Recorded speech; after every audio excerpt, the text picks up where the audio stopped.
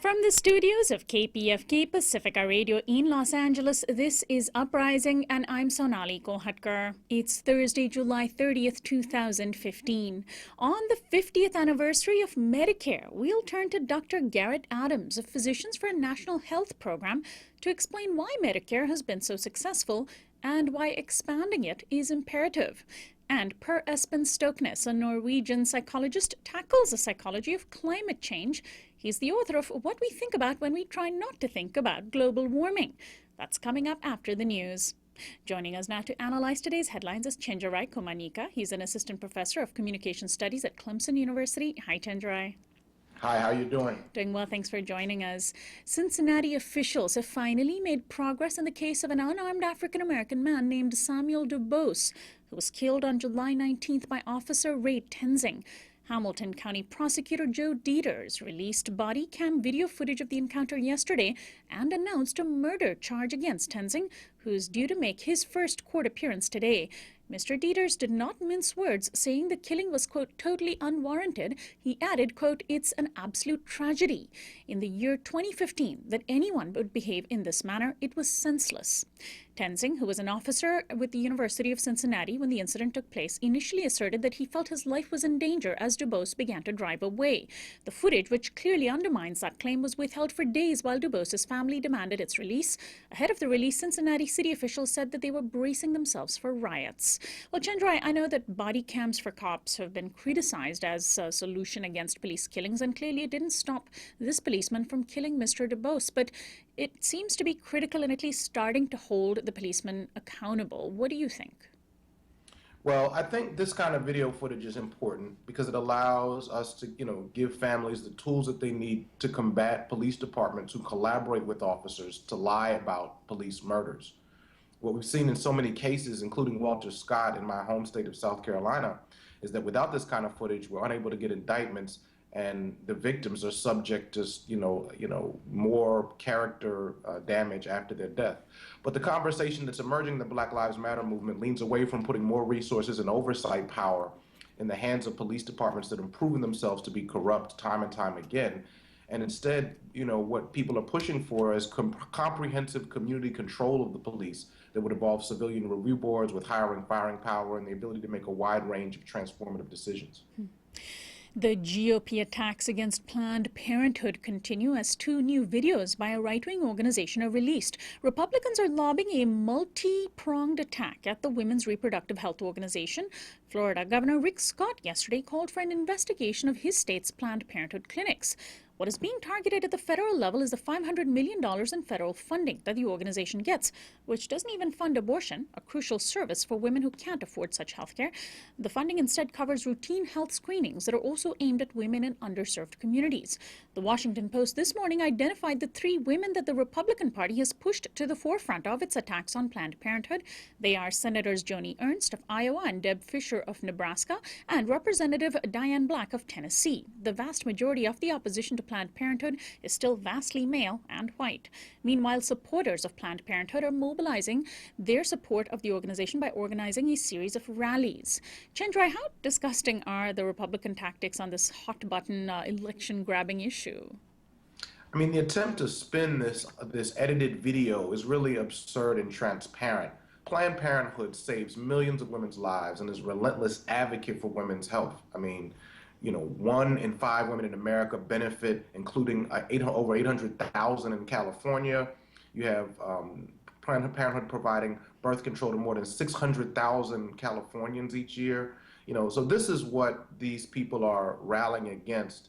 And, let's also be clear, people like Joni Ernst, Deb Fischer, and Diane Black are the face of a much larger patriarchal and horrible agenda. And finally, the Bureau of Investigative Journalism has released an explosive new report today on the U.S.'s drone wars. Based on a 6-month investigation, the report explored what it called an intersection of corporate interests and global surveillance systems. It found that a cluster of companies have made money supplying imagery analysts to the U.S. military's war on terror.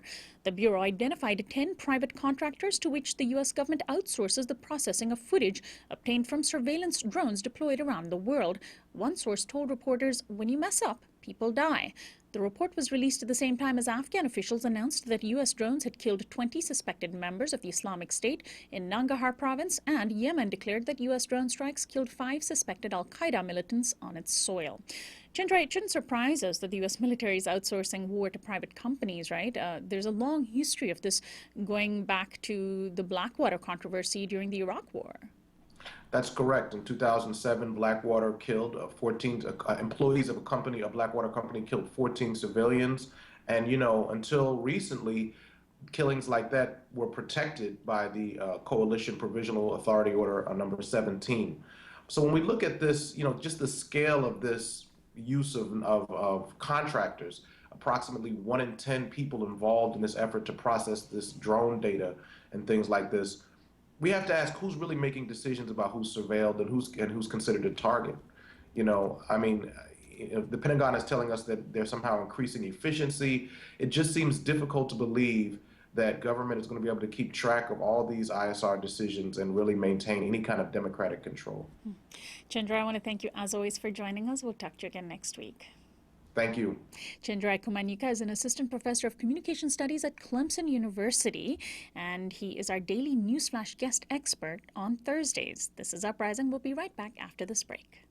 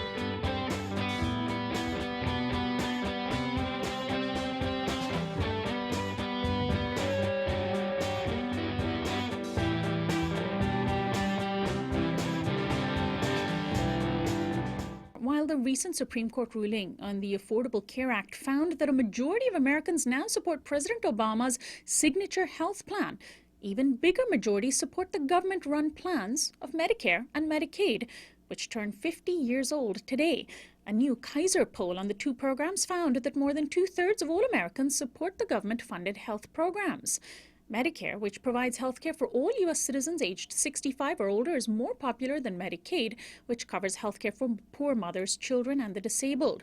Today, about 55 million Americans are enrolled in Medicare. Despite its popularity, it has constantly faced attacks and various attempts have been made over the years to chip away at it. But my guest believes that the best way to make Medicare better is to actually expand it. Dr. Garrett Adams is a longtime pediatrician in Louisville, Kentucky. He is the past president of Physicians for a National Health Program.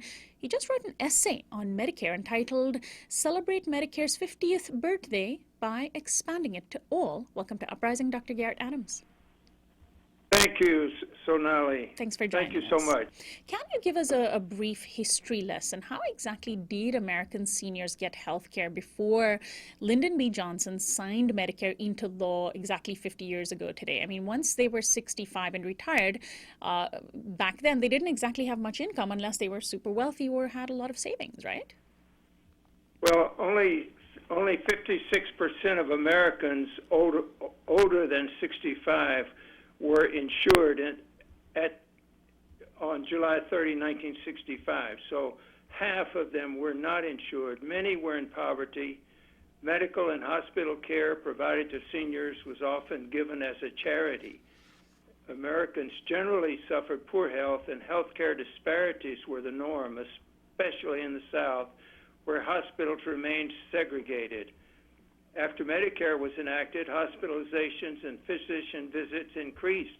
Access to outpatient services expanded. Self-reported health status among beneficiaries improved, and poverty among seniors decreased. So the Affordable Care Act, when it was rolled out a few years ago, was plagued with computer problems. I'm wondering how much of an undertaking was it to implement Medicare? This was, of course, before the era of wide computer use. How did it do when it was rolled out? Were there hiccups like there were with the Affordable Care Act? Well, it's very interesting to look at how it happened, because they actually did it with note cards, with handwritten note cards, but they used the Social Security rolls. Everyone was over 65, was enrolled in Social Security already, and so they had a basic principle that virtually everyone 65 and older was automatically eligible for the government health insurance, which was in contrast to the recent complicated and problem-prone private insurance-based ACA, Affordable Care Act, which is unfolding over a period of 10 years. The original Medicare Act was in place 11 months after, completely in place 11 months after the act was signed on July 30. Wow, that's pretty impressive. And what impact did it have on seniors once it was implemented? You mentioned half of seniors at that time didn't have health care. With the implementation of Medicare, did you see dramatic changes to quality of life or mortality, lifespan, etc.? Well, absolutely. For example, our life expectancy was about 70 years in 1965. Now life expectancy is 9 years longer. We have that statistic, and self-reported health status among seniors is much improved. One of the most beneficial effects of Medicare at that time was the fact that everyone was included. Everyone 65 years of age and older was included. So this made a dramatic difference in racial disparities, because in order for hospitals to be reimbursed, they had to provide care to everyone regardless of race. So this made a huge difference, particularly in the South, as far as the racial disparities, which were remarkably reduced when everyone, regardless of their color, of their skin, was given the same right and the same health care. That's an amazing point that often gets missed when people talk about Medicare. Now, there is today predictably large support for Medicare, especially, of course, among those people who use it, people over the age of 65. For those who are younger and don't understand how it works, it's easy to be misinformed and misled, particularly by those in Congress who want to attack it and dismantle it. In a nutshell, what happens when you turn 65 in the country today and Medicare kicks in? How complex a process is it to enroll in it? Or do you not even have to enroll? You sort of automatically get contacted by the government. How does it work? But you are automatically contacted, and that's one of the beauties. It's a very simple, straightforward program that automatically brings into this country a social justice base that can apply to everyone. We are notified by the government that we're eligible and that we can sign up, and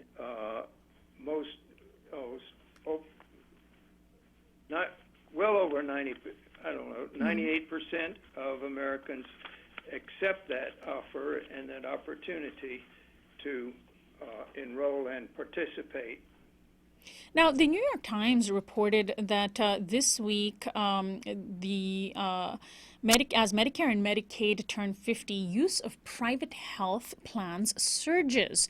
And I want to quote from the article. Apparently, more than 30% of the 55 million Medicare beneficiaries and well over half of the 66 million Medicaid beneficiaries are now in private health plans run by insurance companies. And that doesn't sound, at least on the surface, that Medicare is doing well. How do you respond? Why are so many people having to rely on private insurance even though they're enrolled in Medicare? This is one of the areas that needs improvement in Medicare. My organization is the Physicians for a National Health Program is celebrating Medicare's birthday, and we have three elements that we're speaking of. One is to protect it, another is to improve it, and the third is to expand it. So this is an area that needs improvement, because what's happened is that there have been a variety of inroads into traditional Medicare, which basically are trying to privatize Medicare, and many people the health insurance industry is trying to increase their bottom line by selling Medigap insurance and so-called Medicare Advantage plans. The Medicare Advantage plans have had excessive costs in the billions of dollars. I think the figure is 185 billion excess cost due to Medicare Advantage. So the privatization of Medicare is a real threat to the program. That's why we want to protect it and to improve it. And the Times, in the same article, also reported that this week the White House is using the half-century anniversary of Medicare and Medicaid to portray the Affordable Care Act as a logical extension of the two social insurance programs that are part of the fabric of American life. Is Obamacare really an extension of Medicare? No, it's not. The problem with the Affordable Care Act, in spite of its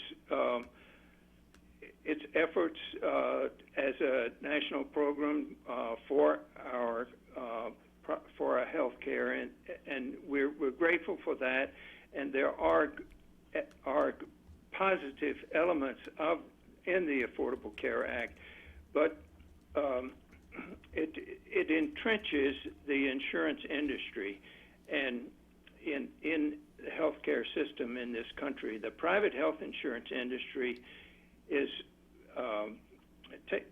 siphons off $400 billion a year, and we could take that $400 billion and put it into care of people. That's what we need to do, rather than letting it go into the coffers of the private health insurance industry. And unfortunately, it's so complex. The ACA is so complex that it really is complicated now, and its effects are going to be hard for us to overcome. Now, among the attacks that Medicare faces is that it costs too much and that it's adding to the government deficit. Robert Reich, writing in an op-ed yesterday, called that argument, quote, baloney. I'm assuming you agree with him? Well, I agree with anything that Robert Reich says. One of the most important points that he has made recently is about income inequality in the United States and the effect that it has. And this is a point that I was making earlier about the advantage of Medicare is that it did help to bring us all more equal when it was implemented. And right. I mean, Medicare essentially has done a lot towards reducing income inequality, even though we don't, make those connections often enough. Exactly, and that's a very important point. And so yes, I do agree with Robert Reich. And so specifically, though, when Republicans say that Medicare costs too much money and is adding to the government deficit, there are some simple fixes to any kind of cost issues that Medicare is having, right? That Republicans and even some Democrats refuse to take on. Well, the only way to really control costs is a single-payer plan. All governments, aside from the United States, have discovered that a single-payer plan is the only way to really control costs, and a number of leaders in the United States as well, financial experts, have come to that conclusion. In order for us to join the family of nations and provide health care for all of our people, we can control costs. We have to get rid of the private health insurance industries, and we have to implement a single-payer plan.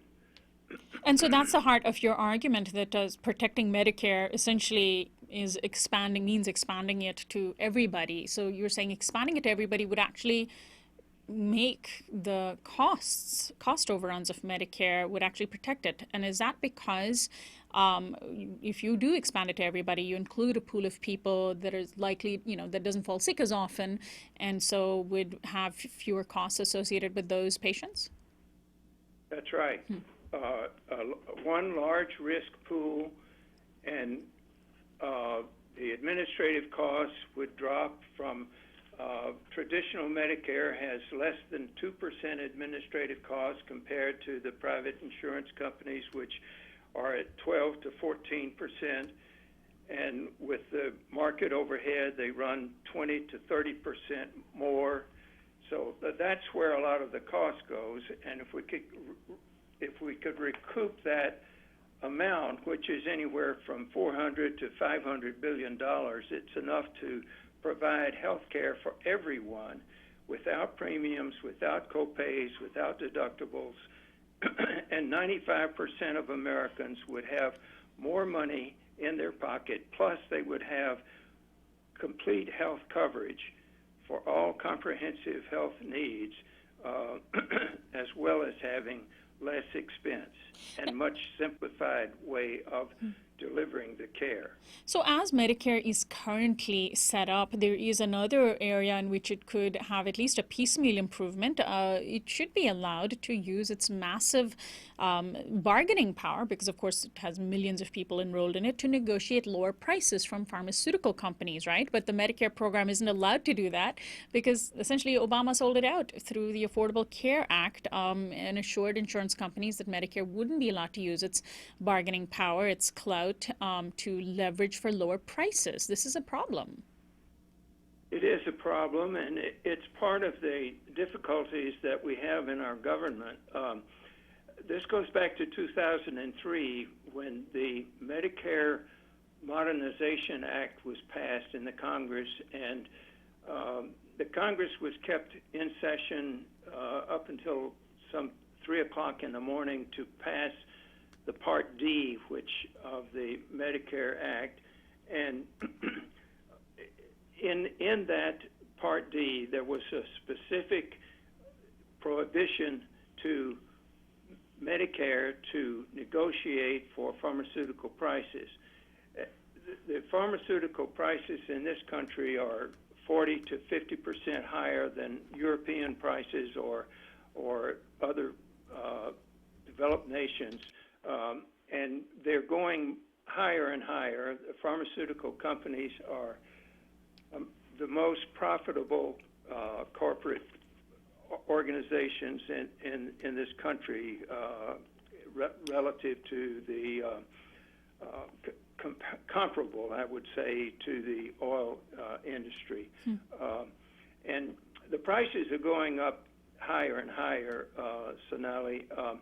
I have a free clinic in Appalachia and Tennessee, and in this free clinic we purchase medicines and provide them at no cost to our patients.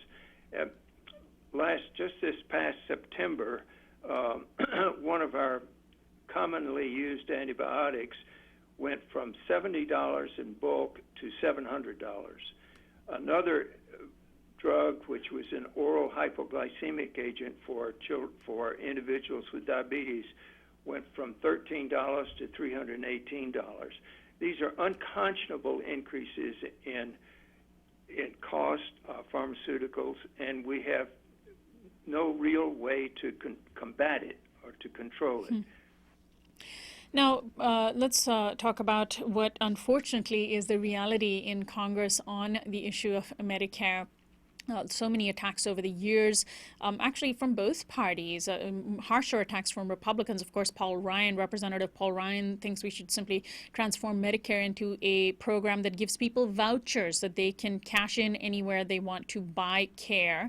It's sort of similar to the Republican rhetoric on choice in, say, education, which would, of course, completely defund Medicare. But what's really also interesting is that the same people who use the rhetoric of free market competition are hampering Medicare from competing with insurance companies, right? Wouldn't free marketeers shouldn't they be happy with allowing anybody to enroll in Medicare and then letting the most competitive health program win?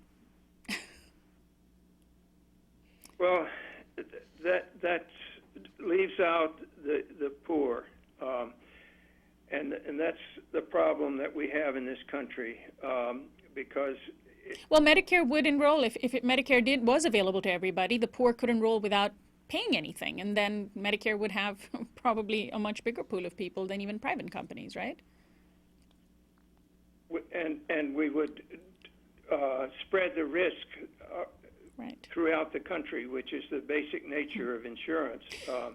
And the thing is that that approach may make sense from a market point of view, but health is not a marketable quality.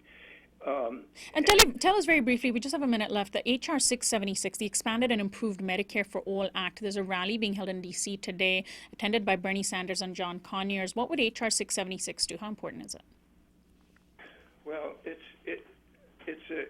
basically it's a single payer plan, and the single payer would provide universal coverage with automatic enrollment, low administrative costs, because we would replace the health insurance industry and substitute cost-efficient central planning for market-based healthcare profiteering. That's what we were talking about a minute ago, is the profiteering. The term single payer means that one fund administered by a nonprofit government agency accountable to the public would make payment for all medical services. And that's... There would be comprehensive coverage without premiums, copays, or deductibles, maximum choice of doctor, hospital, improved quality through nationwide health information, expanded primary care, and publicly funded but privately delivered comprehensive medical care. Dr. Garrett Adams, I want to thank you so much for joining us today. That's H.R. 676 that his organization and others are backing. My guest, Dr. Garrett Adams, is a longtime pediatrician in Louisville, Kentucky. He is past president of Physicians for a National Health Program. He wrote an essay on Medicare entitled Celebrate Medicare's 50th Birthday by Expanding It to All. This is Uprising. I'm Sonali Kolhatkar.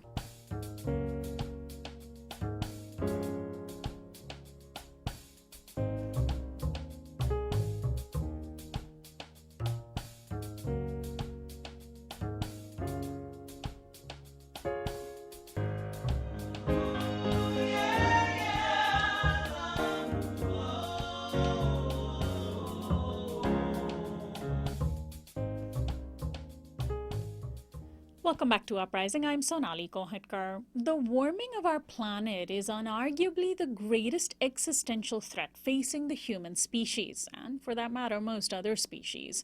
The release of greenhouse gas emissions into our atmosphere has had predictable results. Extreme weather is more common, and the specter of runaway warming is real.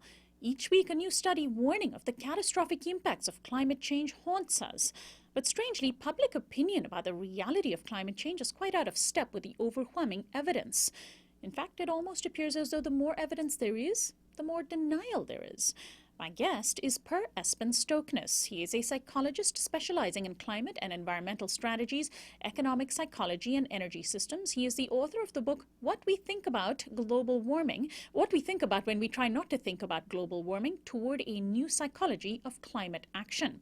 I spoke with him recently about his book. Now, you write in your book that the human brain is not even that capable of addressing or accepting these huge existential threats. I mean, how limited are we just in terms of our brain's capability of understanding these giant threats?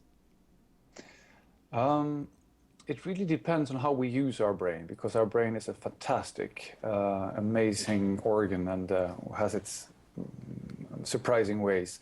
However, if we just let it go on by itself, so to speak, and also particularly when it meets the large and very abstract threat of climate, then a series of quite peculiar psychological processes kick in. And these have now been very well researched.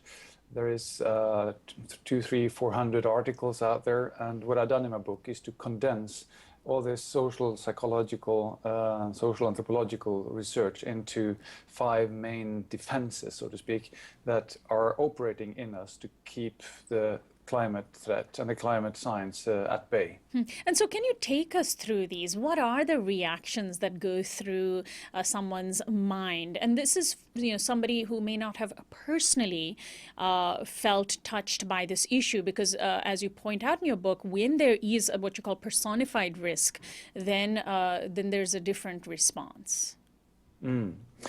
Yeah, I think the first defense or the first barrier that climate messengers have to cope with or fall prey to is the distance barrier, because climate has been portrayed and is perceived as a distant issue. It's distant in time. We talk about the year 2100 or 2050, which is way beyond most people's time horizon.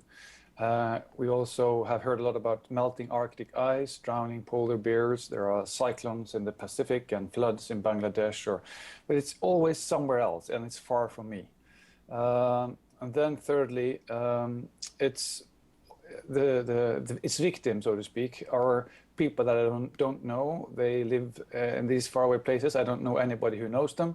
And the larger the social distance, the less social empathy we tend to have. And fourthly, it's distant in terms of responsibility, in the sense that the international negotiators and the international politicians and the national politicians, they are the ones that should do something about this. But I don't know them, I have no influence on them, and thus the actions is beyond my scope of influence. So the distancing in terms of time, space, social relations and responsibility makes the climate issue less urgent to us. And so what happens when somebody who isn't convinced that climate change is real is presented with overwhelming evidence? I mean, as a journalist, I'm very interested in this question.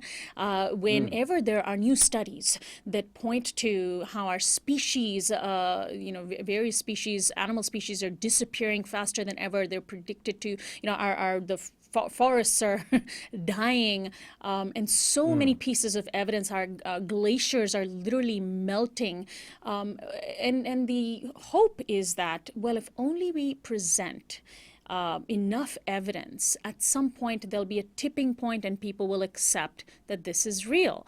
But that's not the right approach, is it? Unfortunately not. If that approach had worked, then we would have changed our course a few decades ago. The problems are several when it comes to presenting all those facts to humans. The first is that it's often using a framing, so to speak, of doom or a catastrophe, and this induces fear and guilt in people because we're told that we're creating this through a lifestyle. But I like to feel okay with myself, and the more catastrophe and doom I hear about, the less I would want to listen to that messenger telling me all these things. So I start to avoid the message, and I start to avoid the messengers. So doom has this paradoxical effect that it makes people turn off their engagement, not on. And part of the reason for that is also that our lifestyles, as they have developed during the 20th century, are based on fossil fuels. We drive cars, we have planes, we eat meat, we have buildings, we heat with fossil fuels. And since we all live off this oil and gas, and now we know that it's not as good to do that, or we're criticized for it, then we get into a state of psychological dissonance, because I do one thing and I know I should do something else. And this creates a kind of internal uncomfortable state that I have to do something about if I want to feel good about myself. And luckily, or not surprisingly, the human brain is good at coming up with self-justifications. So we make all kinds of excuses, saying, for instance, well, it's not really my emissions, it's my neighbor's because he has a bigger SUV than me, or it's not us, it's China, or it's not us, it's the Middle East, or it's not me, it's the petroleum companies. So I can try to reduce my dissonance by explaining to myself that it's not really about my lifestyle. Or I could also try to doubt the whole message. If I give ear to those who say, well, it hasn't warmed since 1998, for instance, then by disbelieving or discrediting the message, I can get rid of the dissonance too. And this is what I call the demand side of climate disbelief. There's been a huge misinformation campaign with, it's well-oiled, well-funded, and very loud. So it's a bit on a supply side of misinformation. But the surprising part is why people want to disbelieve climate science. Why is it an easy sell? What is the demand, so to speak, for the denial? Yeah? Go finish your sentence, yes. Yeah, and this is the dissonance part, because if I disbelieve climate science, then I start to feel better about my lifestyle. Right. Some of this is reminding me of the vaccination wars in the United States, so that there are many well-educated Americans who are very skeptical of the safety of vaccines. And there was a study that found that when people who were skeptical of vaccines were given evidence, the more evidence that they got of the safety of vaccines, the more they dug their heels in and actually believed that vaccines were dangerous. Is that the similar dynamic to what's playing out on the climate change front?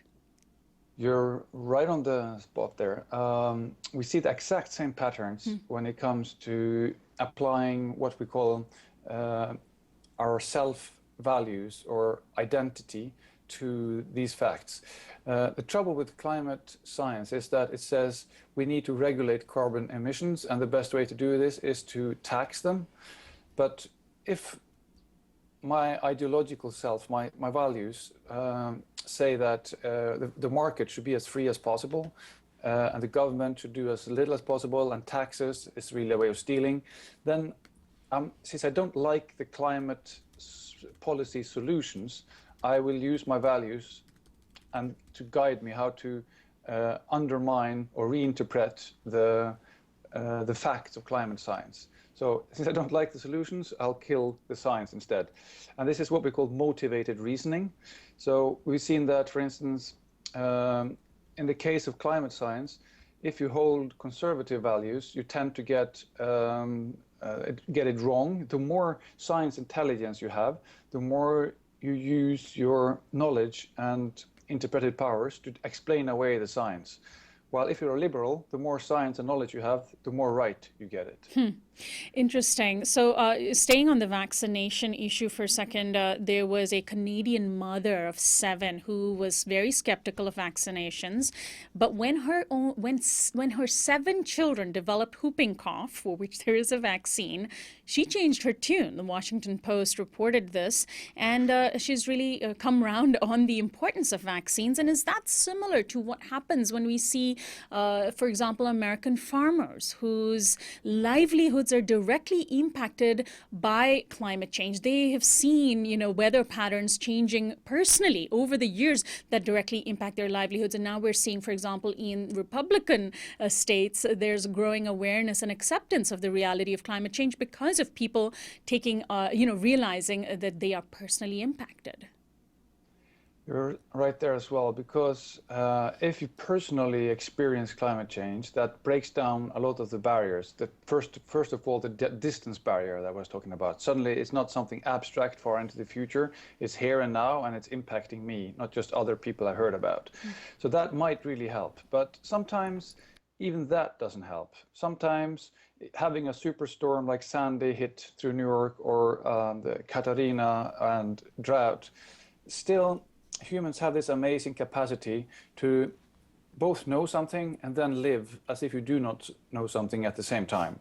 So rather than changing their values and policy priorities, they prefer to rebuild their house or drill a deeper well, or just go on with their life and not questioning what's happening, or maybe saying it's an act of God, there's nothing I can do about it anyway. So this is the denial mechanism we all have access to. We can easily both know something and then live as if we do not know at the same time. I have to say, this whole conversation is also reminding me about the conversations around police violence in Black communities. There was one white man in New York, a longtime supporter of the NYPD, but who supported this police institution. When he became the victim of police violence because he was carrying a knife that the police said was illegal, totally changed his tune and has become a critic of police violence and is much more inclined to believe African Americans who are directly victims of police violence. And so it's really interesting. On the issue of climate change, of course, the realization that climate change is real because it's affecting us personally may be coming too late, right? And that's the real danger. That is a real danger, and therefore I think we should stop waiting for the climate effects to be so near that they will finally convince a majority by its kind of a massive effect. Rather, I think we should go towards climate communications that will actually go with the flow of human nature and not against it by either just pushing the facts or calling the deniers stupid or ignorant, which we do. And I've also explored in my book the solutions that we know actually work and how we can shift from this kind of negative moralizing, doom prophesying strategy to a more constructive one. So let's talk about that, because I think that's the most important part of this conversation, particularly among our audience who are likely to be much more believing of the science of climate change and inclined to actually do something about it, and who might encounter every day in their lives climate change denialists. How can ordinary people, and of course I'm also asking you this personally as a journalist, in our one-on-one conversations, and when we encounter denialists, do it, have conversations that where if we actually want to change their minds, can do it in a way that does change their minds rather than having them dig in. I mean, and I should say sometimes many liberals, and I've been guilty of this as well, sometimes simply want to make a point and feel that we are right and feel that we are, morally superior, but then we end up alienating the very person that we need to convince. Absolutely. So rather than taking the high seat or holier than thou position, many have done, what we should do is to move towards working through social networks, and that is creating a sense of community where we live, that this community is actually caring. So rather than big reports and big discussions about who is right, we just move into action and bring others with us. We act as social citizens and not just as all-knowing individuals. So let me give a few examples. What does it mean to work through the power of social networks? It has to do with applying what we call social norms, social media, and social relations. So if, for instance, one house in a neighborhood gets rooftop solar, then the likelihood of the other houses just close to it also getting a rooftop solar on them is way higher. So it seems that rooftop solar, for instance, is contagious. People notice it and they want to do the same thing. And we've seen the same with electric cars in Norway, because the government gave some import tax cuts for them. And so if there's one car with one street with a car of, like say a Nissan Leaf or a Tesla, then suddenly all the neighbors want one as well. And this has been very well documented, for instance, by some research I report in the book done by Professor Bob Cialdini, who put up a study where he made 4 different groups of households. So he asked them to conserve energy, but he gave them different reasons to do so. So the first group were asked to conserve power for the sake of sustainability and the planet, because it's good. The second group were told they should conserve power for future generations, their children, their grandchildren, etc. The third group were asked to conserve power because it's profitable, it cuts their power bill, so you get an economic benefit. And the fourth group were simply told how much they were using compared to their neighbors. And in this case, when you get feedback on that, over time, the consistent result was that it was those who were compared with the neighbors that had the greatest reduction. So bringing the science into where we live in a visible way makes it much more real. It kills the distance barrier, it makes it personal, and it shows the solutions part of it. And that's a really interesting, just for a moment to interject here, that's a really interesting result, because, often political activists want to make it clear that personal change in our lifestyles is just one small step, and that shouldn't ever be seen as a substitute for political activism and organizing. But what you're saying is that those small steps of driving an electric car or putting solar panels on your roof can actually have a different kind of a ripple impact than we think it might. Not just personally reducing our own footprint, but actually sort of spreading that meme far and wide. Absolutely, and that's what we call the social norms. One more example is I like to highlight is called the Green Sports Alliance, because what they're doing is taking very popular events such as baseball, soccer, football, ice hockey, even car racing, and then greening the events and letting the sports stars themselves say a few words about what their green values. And this then immediately changes the messenger from somebody who's far away, a kind of lab-coated egghead scientist type, to somebody that people will aspire to be like. And these ripples effects, both from your neighbors and from visible messengers that you admire, are very, very powerful. We know that from evolutionary and social psychology. So what about going beyond that? What else can people do, especially in conversations around climate change? So in conversations. The conversations we had so far has mainly been dominated by, if we don't change our ways now, then the climate will go to hell, so to speak, or the planet will burn. And this is what we call the doom framing. And also it puts a moral urgency to it. So you have to change your ways right now. But these frames backfire, as I said earlier. So rather than applying the doom frame, we can apply 3 other frames. I want to mention health, because climate is really about health issue. It is with increasing CO2 levels, it increases pollen immediately. It also, so allergies, asthmas, heat-related stresses, heat strokes, and even heat-related violence go way up. So we could talk about what's bothering us today with ticks, with all these things, because if you frame climate as a health issue, then you bring it way up there in the highest policy priorities. Typically, if you ask people in America to prioritize different topics, climate comes out like 14 out of 15. Wow. And on top is always the economy, jobs, health, education, these kind of things. So that's why if you align climate with our health concerns, then it gets a higher priority. And it seems the White House is learning this right now, since they're doing a climate change and health summit to take place in the White House. And I also think journalists have been kind of lazy in the sense that they've just reused and overused that doom framing. Some studies of journalism show that more than 80% of all news articles written about the climate issue has been by applying the doom and the catastrophe frame. And less than 2% have applied opportunity frame. So the second frame I want to talk about is the insurance frame. Because if you describe climate as an insurance issue in the same way that we have institutionalized fire and theft insurance, or even defense. Defense is really a security insurance, that you will have some security in the future. We pay something today in order to have risk management. At least it's supposed to be, yeah. Yeah, exactly. So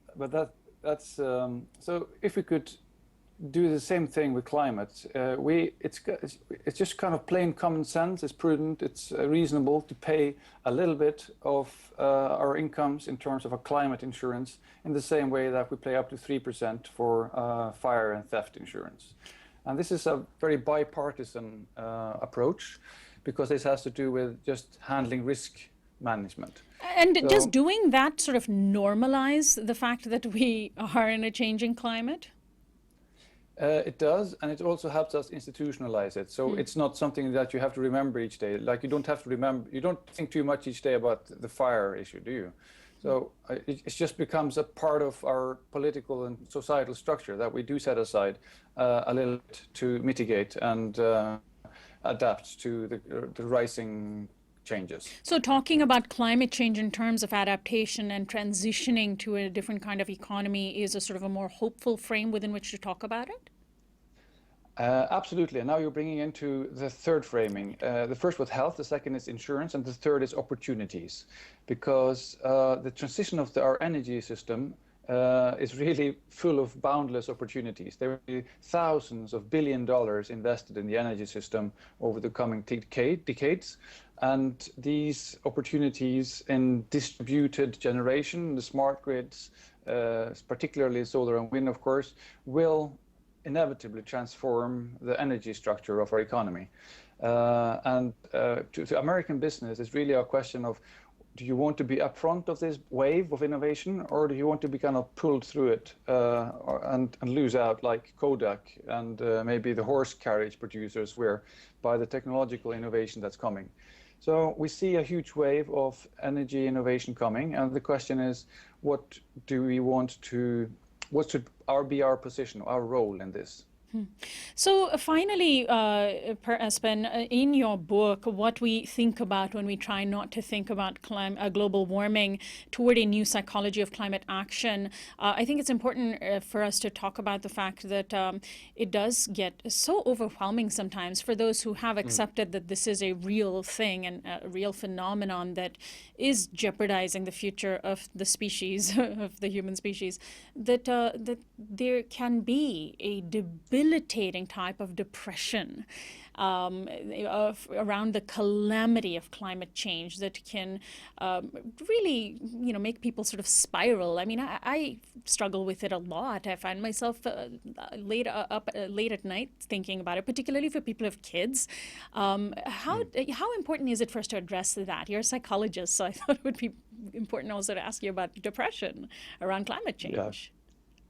Thank you for bringing that up, because in addition to all the barriers and all the doing we have to do, we also have to come into our being. And if you really connect with this issue, as you say, on a deep level, many of us get into touch or feel a great grief, because it could be anger, it could be grief, it's depression, it's a kind of mix of these things. What are we humans that are kind of so self-destructive that we're putting these huge changes into motion without knowing what we're doing, and the sadness of the species disappearing, the sadness of the forests burning, and all these things. Sometimes it just feels futile. Whatever I do, it's like, nothing comes out of it.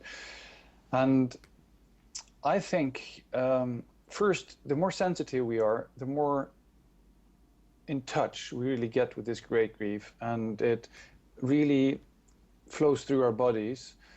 And then on top of this, we have a culture where you're supposed to be positive and think optimistic and be happy all the time. And so it's difficult to find other people to really share this deep feeling with as well. And it's difficult to stand up for your depression, so to speak.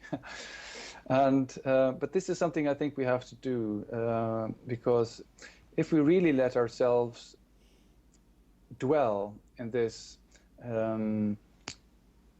dark side of it and let the sadness move through us, maybe not identifying with it, but letting it really speak to you, then on the other side of this mourning, somehow our hearts seem to open up again. And this numbing that we're subjected to with the consumer culture and the high speed and our dissonance and all these things, that eventually breaks open, and we are open to deeper kind of caring, a deeper contact with what's still living and the amazing beauty of life, no matter what. So by going deeper into the grief, and the despair, we actually could come out with a much more grounded motivation, a more grounded hope. And this process is something I write about in the third part of the book. So instead of pushing away the depression and trying not to think about it, you're saying channel it positively, accept it, and maybe find ways to even share it? Yeah, and express it and dwell with it, and don't be too impatient with it, because it needs to take its time. Per Espen Stoknes is a psychologist specializing in climate and environmental strategies, economic psychology, and energy systems. And we were speaking about his book, What We Think About When We Try Not to Think About Global Warming, Toward a New Psychology of Climate Action. This is Uprising. Anna Buss is our assistant producer and technical director. Christian Beck is our production coordinator. Teddy Robinson and Jonathan Alexander are our audio engineers.